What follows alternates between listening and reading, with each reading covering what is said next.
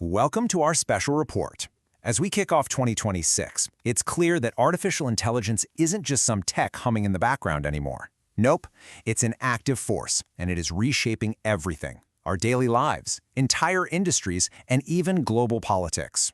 Today, we're going to break down the biggest trends that are defining the state of AI right now. And this quote from Salesforce CEO Mark Benioff, well, it absolutely nails the single biggest shift we're seeing. The whole conversation has changed. It's not about where your data is stored in the cloud anymore. It's about what AI can do for you. You hear that phrase? Agentic interface. That's the key word for 2026. So what on earth does it actually mean? Well, here's the simplest way to think about it. Agentic AI is the difference between a passive tool and an active partner. It's not like a calculator that just sits there waiting for you to punch in numbers. It's more like an autonomous assistant. You can give it a really complex goal, like, hey, plan my entire business trip to Tokyo, and it just handles it. It books the flights, it schedules the meetings, it does the whole thing all by itself. And let me tell you, this shift is sending massive shockwaves through the entire tech industry. It's forcing everyone to completely rethink what software even is and how we interact with it. We're really witnessing the dawn of a new era. And companies are jumping on this change in a very, very literal way. I mean, look at Salesforce, a name that used to be synonymous with the cloud. They've actually rebranded their main products to Agentforce. The CEO is even talking about renaming the whole company. Now, this isn't just some clever marketing. It's a huge signal that the very identity of these tech giants is being rebuilt around this one core idea of AI agents. But all this new intelligence, these incredibly powerful agents working 24/7 behind the scenes, well, it comes with a colossal physical cost, a cost that's measured in megawatts. And that incredible demand for power has kicked off what we're calling the AI energy wars.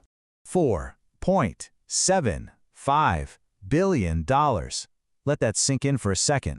That is the price that Alphabet, Google's parent company, is paying to buy its very own clean power company. This isn't just some side investment. For them, it's a strategic necessity. So the game has completely changed. For years, big tech just, paid its electricity bill like the rest of us. But now, to power these massive data centers that these AI agents need, they can't just rely on the grid. They need to own the power plant itself.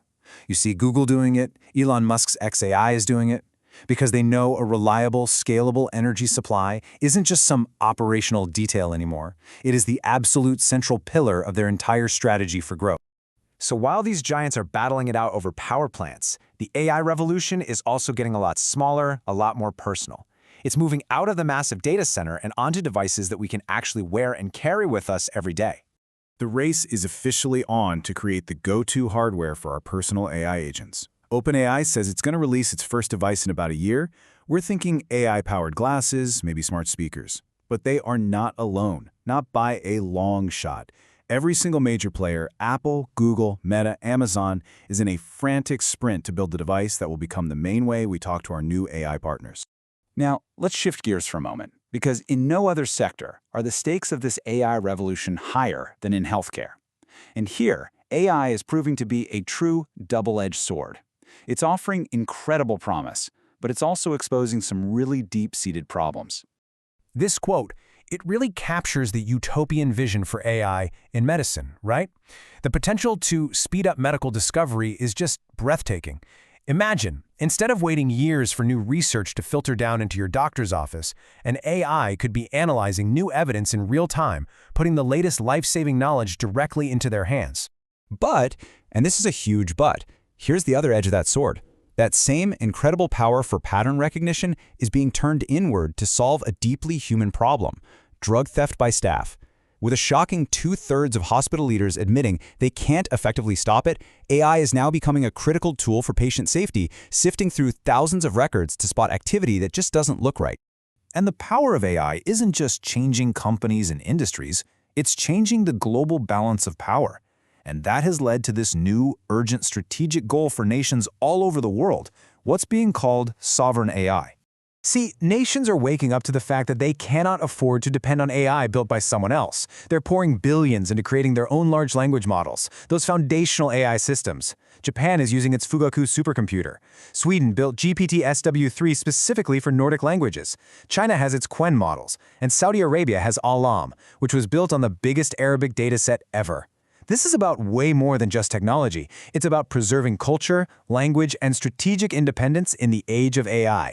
So in response to this global race, and frankly, a messy patchwork of laws at home, the United States is finally moving to create a unified national strategy. This four-step plan is all about centralizing control. They're creating a task force to sort out conflicting state laws and push for one single, uniform federal policy. The goal is crystal clear: maintain America's global leadership in AI through a single, coherent national approach. So let's wrap this up. As we stand here at the beginning of 2026, AI is becoming an active agent in our software, a massive drain on our planet's energy grids, a constant companion on our devices, and a critical factor in our health and our national security. It all boils down to one simple but incredibly profound question for all of us: are we truly ready for what comes next?